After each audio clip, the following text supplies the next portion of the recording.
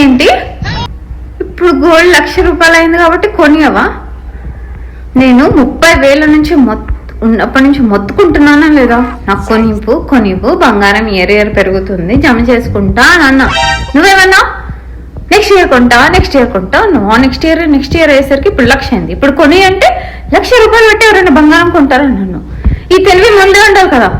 అందుకే భార్య చెప్పిన మాట వినాలి. ఇప్పుడు నాకు బంగారం కావాలి. పుట్టింటి వాళ్ళు ఎంత పెట్టారు?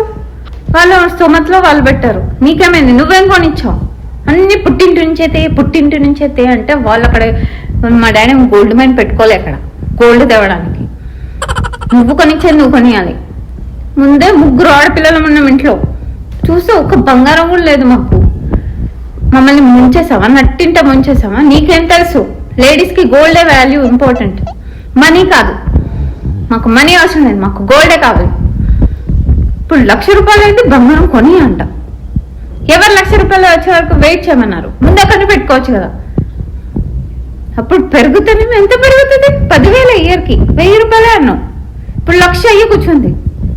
ఇప్పుడు గోల్డ్ కొనిమంటే 1,00,000 రూపాయలు పెట్టి గోల్డ్ ఎవరైనా కొంటారా అంటున్నా.